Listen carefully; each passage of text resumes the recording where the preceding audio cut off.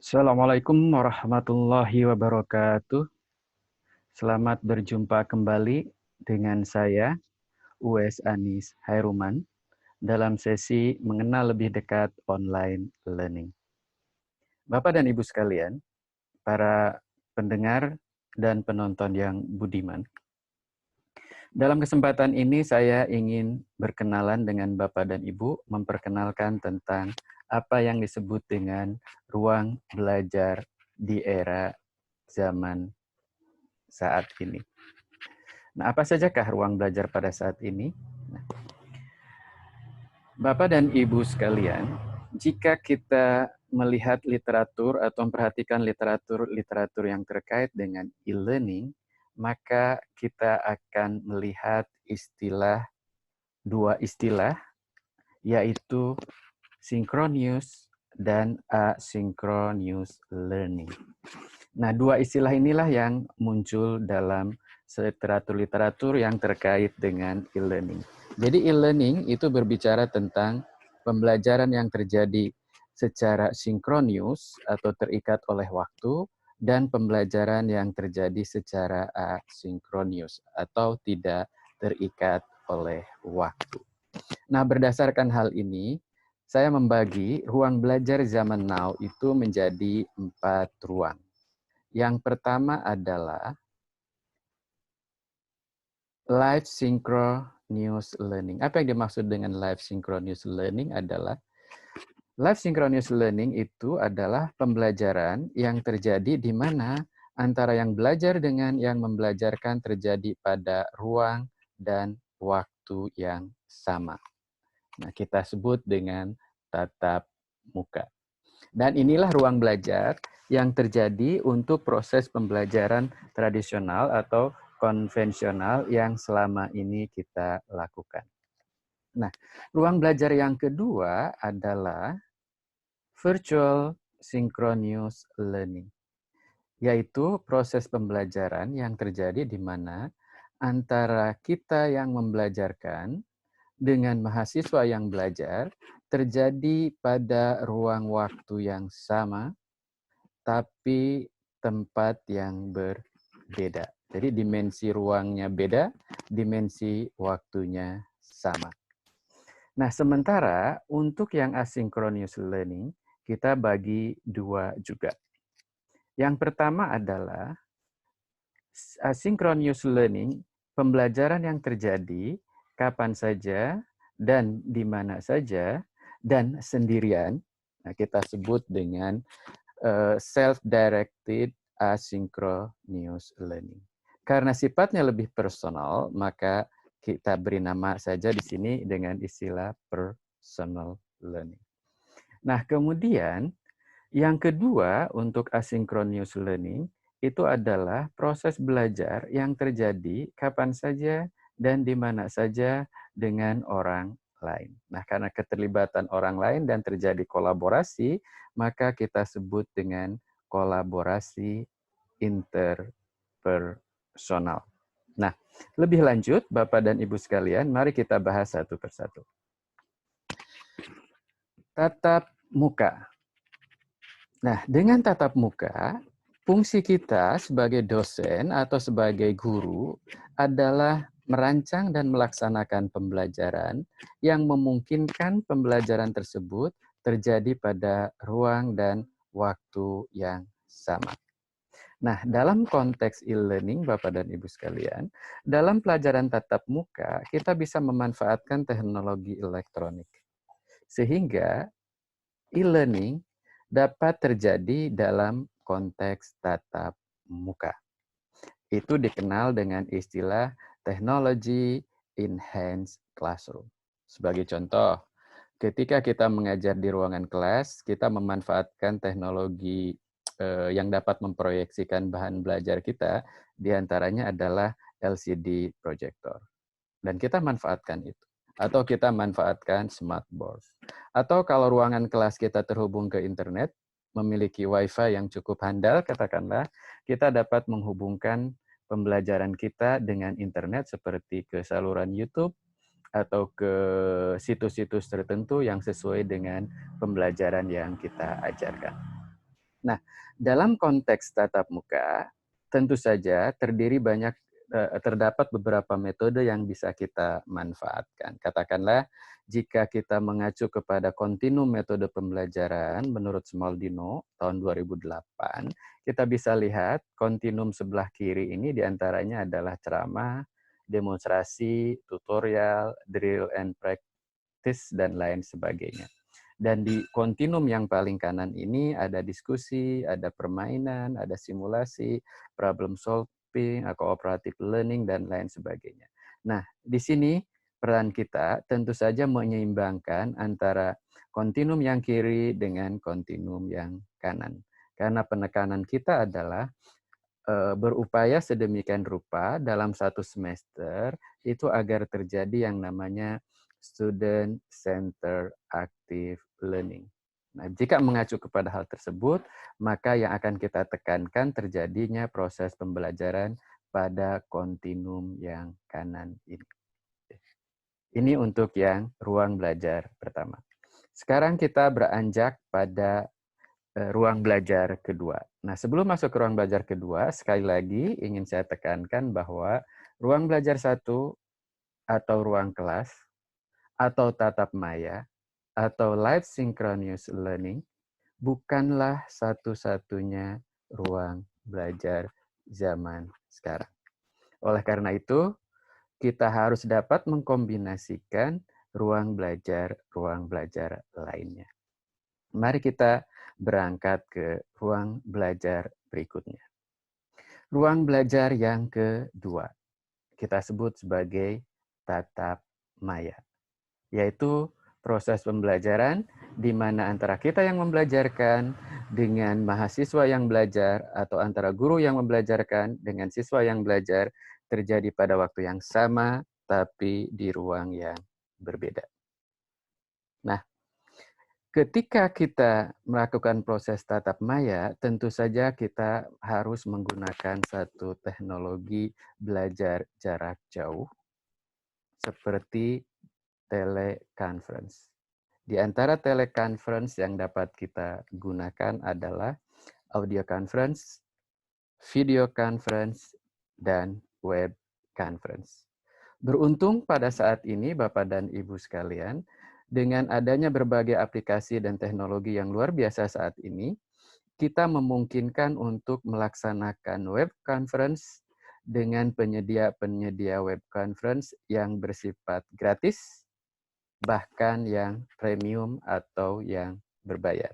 Sehingga proses pembelajaran dengan tatap maya sangat memungkinkan dilakukan oleh kita semua di perguruan tinggi maupun di sekolah. Nah, bagaimana peran kita sebagai dosen atau guru? Kita berperan dalam merancang dan melaksanakan pembelajaran yang memungkinkan terjadi pembelajaran pada waktu yang sama di ruang yang berbeda.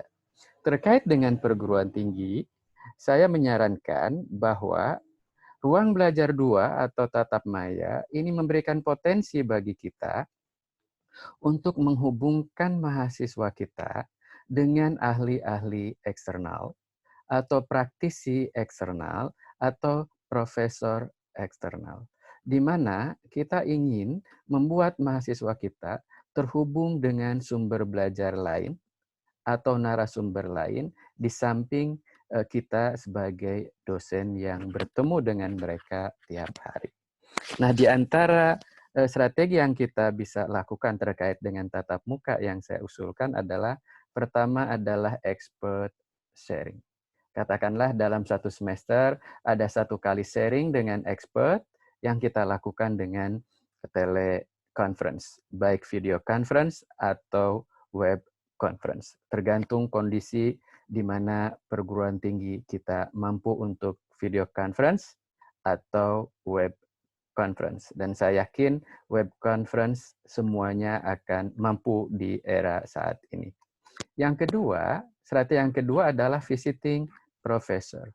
Artinya, dalam satu semester, katakanlah untuk core subject atau mata kuliah inti, kita bisa melakukan satu kali visiting professor di mana profesor tersebut tanpa harus kita datangkan ke perguruan tinggi kita. Cukup melalui teleconference. Begitu pula halnya dengan visiting lecturers. Dan jika memungkinkan, kita dapat melakukan satu community of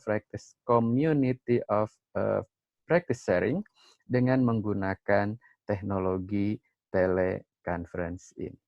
Jadi, Bapak dan Ibu sekalian, banyak hal yang bisa kita lakukan melalui ruang belajar yang kedua. Apalagi dalam konteks saat ini, di mana kita menghadapi pandemik coronavirus, dan kita diwajibkan untuk melakukan social distancing, sehingga proses pembelajaran tatap muka dalam ruang belajar satu untuk sementara dihentikan. Oleh karena itu, kita bisa memanfaatkan ruang belajar yang kedua, yaitu tatap maya. Dalam pemantauan saya sampai saat ini, kebanyakan dosen memanfaatkan web conference dengan menggunakan Skype, dengan menggunakan Zoom Cloud, atau Skupia, atau Webex, dan lain sebagainya. Itu yang kedua. Kita beranjak pada ruang belajar yang berikutnya. Kolaboratif interpersonal. Nah, pembelajaran ini adalah memungkinkan proses pembelajaran yang terjadi kapan saja dan di mana saja dan melibatkan orang lain. Nah, dalam hal ini, Bapak dan Ibu sekalian, saya menganjurkan kepada kita sebagai dosen atau guru dalam merancang dan melaksanakan pembelajaran yang memungkinkan terjadi kolaborasi interpersonal, kita bisa memanfaatkan di antaranya adalah discussion forum, ruang untuk berdiskusi dan berargumentasi dengan teman-teman tentu saja. Yang kedua adalah collaborative project. Yang ketiga adalah chat room. Ya, yang keempat adalah misalnya community of practices dan community of inquiry. Nah, dalam hal collaborative project, dalam hal collaborative project ini, biasanya kita berikan assignment kepada mahasiswa. Nah, terkait dengan hal ini, baik discussion forum katakanlah, maupun collaborative project, kita berharap bahwa prosesnya ini lebih memfokuskan kepada proses yang melibatkan authentic and challenging task. Nah, ini adalah tantangan baru bagi kita sebagai dosen, bagaimana mendesain suatu assignment yang otentik dan menantang untuk mahasiswa. Namun demikian, pengalaman kita sekarang ini walaupun baru beberapa hari dalam melaksanakan proses pembelajaran yang tidak tatap muka karena virus corona, banyak mahasiswa yang mengeluhkan bahwa para dosen hanya bisa memberikan tugas, dan lebih membebani para mahasiswa tersebut. Begitu juga untuk para siswa. Nah, oleh karena itu, authentic and challenging task dan seberapa besar beban yang harus diberikan kepada mahasiswa atau siswa kita, saya kira para dosen atau para guru yang lebih tahu tentang hal ini dan dapat mempertimbangkan beban kognitif yang dialami oleh kita maupun mahasiswa. Nah, berikutnya adalah ruang belajar yang terakhir, yaitu mandiri dan personal. Dalam hal ini, peran kita sebagai dosen adalah menyediakan objek belajar atau learning object. Bahasa sederhananya adalah bahasa sederhana terkait dengan objek belajar adalah materi digital.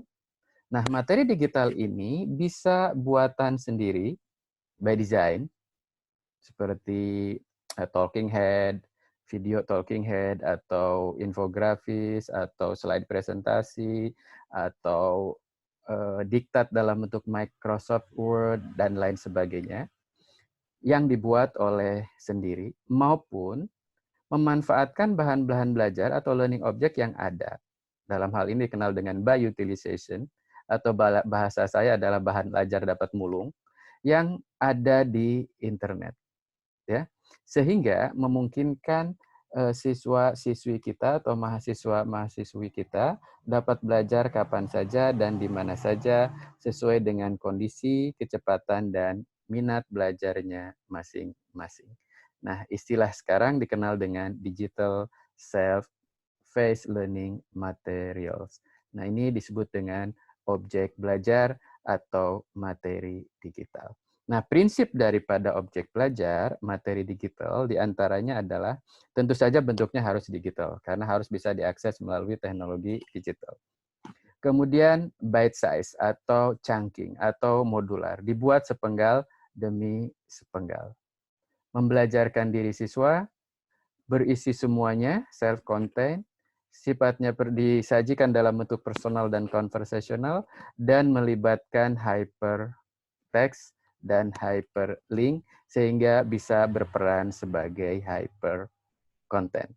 Dan terakhir, harus tersedia dapat diakses oleh mahasiswa kita dengan melalui berbagai saluran dan device yang dimiliki oleh siswa-siswi atau mahasiswa kita. Dapat diakses melalui komputer, dapat diakses melalui laptop, dapat diakses melalui mobile device seperti handphone, dan lain sebagainya. Nah, Bapak dan Ibu sekalian, terkait dengan hal ini, maka pada dasarnya fungsi kita di era zaman sekarang terkait dengan proses membelajarkan mahasiswa adalah merancang dan melaksanakan blended learning, yaitu merancang dan melaksanakan sistem pembelajaran yang mengkombinasikan dengan sedemikian rupa strategi pembelajaran sinkron yang ini dan strategi pembelajaran asinkron yang ini yang kita anggap paling terbaik dan paling relevan dengan capaian pembelajaran yang ingin kita capai dalam berbagai ruang belajar tersebut, sehingga kita anggap dapat memungkinkan terjadinya penciptaan pengalaman belajar dengan mahasiswa kita secara optimum. Nah, sebagai contoh Bapak dan Ibu sekalian, dalam konteks sekarang di mana kita menghadapi virus corona dan proses pembelajaran jarak jauh yang kita lakukan adalah Bapak dan Ibu menyediakan materi, kan begitu ya? Apakah video, apakah slide presentasi, apakah buatan sendiri, apakah dapat mulung, dan disampaikan kepada mahasiswa. Itu yang pertama. Yang kedua, ketika media digital ini disampaikan kepada mahasiswa, Bapak Ibu mengiringinya atau menyandingkannya dengan kolaborasi internal dalam bentuk apa? Yang paling banyak dilakukan adalah 2, forum diskusi dan tugas. Nah, gitu ya. Nah, sehingga Bapak Ibu sudah mengkombinasikan antara ruang belajar 3 dan ruang belajar 4. Itulah blended learning yang Bapak Ibu lakukan. Nah, selanjutnya untuk beberapa pokok bahasan tertentu untuk melengkapi kombinasi 2 ruang belajar ini, Bapak Ibu sekalian, dalam konteks sekarang social distancing di mana kita tidak bertemu dengan mahasiswa kita, Bapak Ibu mengkombinasikannya dengan tatap maya. Sehingga apa yang dilakukan oleh Bapak Ibu sekalian secara keseluruhan adalah mengkombinasikan antara personal, kolaborasi interpersonal, dan ruang belajar tatap maya. Dengan demikian, apa yang kita lakukan sebenarnya adalah kita telah merancang dan melaksanakan blended learning. Demikian Bapak dan Ibu sekalian, mudah-mudahan bermanfaat. Terima kasih. Assalamualaikum warahmatullahi wabarakatuh.